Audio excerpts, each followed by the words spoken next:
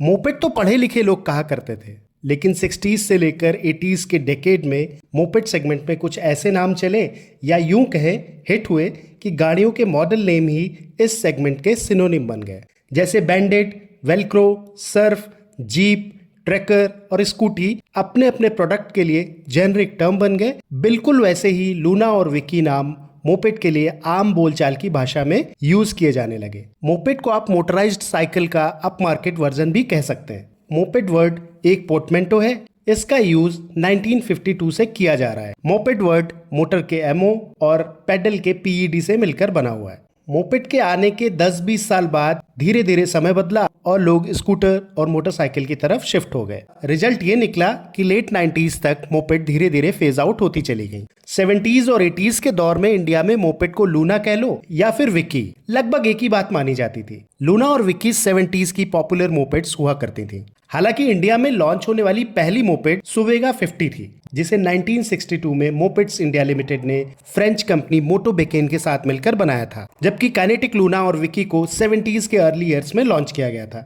इसमें Luna moped तो पहली पॉपुलर मोपेड की तरह आज भी याद की जाती है, लेकिन असल में मोपेड सेगमेंट की स्टार्टिंग और क्रांति का आगाज सुवेगा ने एक दशक पहले ही कर दिया था। शान से बोलो चल मेरी लूना, ये जिंगल हम में से कई लोगों ने जरूर सुना होगा। लूना को काइनेटिक इंजीनियरिंग ने ईयर 1972 में लॉन्च किया था और ये मोपेड पियाजियो चाओ का लाइसेंस्ड इंडियन वर्जन थी। अब बात करते हैं लूना के साथ साथ मोपेड के लिए पॉपुलर हुए आम बोलचाल के शब्द विकी की। विकी भी 70s के दशक की एक लोकप्रिय मोपेड थी। क्या आपको विकी मोपेड याद है? नमस्कार दोस्तों, आपका हमारे चैनल पर बहुत बहुत स्वागत है। आज के इस वीडियो में मैं आपसे इसी मोपेड के बारे में बात करने जा रहा हूँ। सामने जो मोपेड दिख रही है ये है विकी मोपेड। विकी एक 50 सीसी की 2 स्ट्रोक मोपेड थी।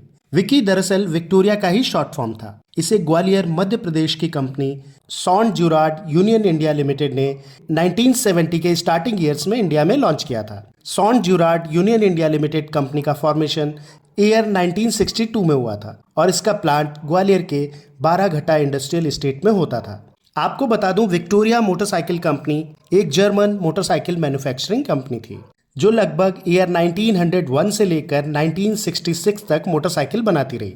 इसके बाद विक्टोरिया कंपनी का ज्यूरार्ड यूनियन में मर्जर हो गया। ज्यूरार्ड यूनियन दरअसल DKW, एक्सप्रेस और विक्टोरिया कंपनीज के मिलकर बनने से बनी एक ऑटोमोबाइल कंपनी थी।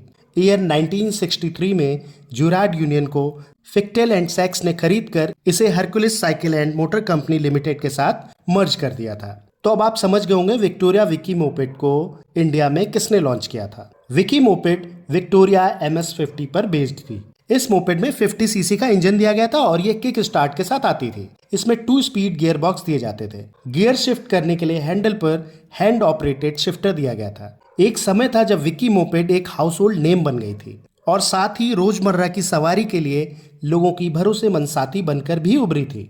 सिंपल, फ्यूल एफिशिएंट और अपने समय के हिसाब से स्टाइलिश, इस मोपेड ने कई फैमिलीज को पहली बार मोटराइज्ड मोबिलिटी का एक्सपीरियंस दिया था। लेकिन जैसे जैसे मार्केट में पावरफुल 2 व्हीलर्स आने लगे, विकी धीरे धीरे इतिहास के पन्नों में सिमटती चली गई। फिर भी ये मोपेड अपने पीछे ढेर सारी यादें और एक शानदार विरासत छोड़ गई, जिसे आज भी कई लोग याद करते हैं। इसके बाद कंपनी ने विकी 2 को भी लॉन्च किया था, जो एक 50 सीसी की 3 स्पीड गियर्स वाली बाइक थी। इसी के साथ कंपनी ने सॉन्ड 100 बाइक को भी मार्केट में लॉन्च किया था। इसके बाद कंपनी ने विकी 2 एक्सपो को लॉन्च किया था, जो एक 50 सीसी की 2 स्ट्रोक मोटरसाइकिल थी। इसमें 3 गियर्स दिए गए थे। विकी 2 के बाद कंपनी ने न्यू विकी 2 एक्सपोर्ट मॉडल को भी लॉन्च किया था। लेकिन इसी दौरान मार्केट में हीरो मैजेस्टिक, लेम्ब्रेटा 48, लक्ष्मी 48 और TVS XL 50 जैसी मोपेड्स आ गईं, जिन्होंने विकी को कड़ी टक्कर देना स्टार्ट कर दिया। धीरे धीरे विकी नाम सिमटता चला गया और मोपेड सेगमेंट के इतिहास का हिस्सा बनकर रह गया। आशा करता हूँ आपको ये जानकारी पसंद आई होगी। ऐसे ही इन्फॉर्मेटिव वीडियोस को देखने के लिए आप हमारे चैनल पर रेगुलरली विजिट करते रहें। वीडियो को पूरा देखने के लिए आपका बहुत बहुत धन्यवाद।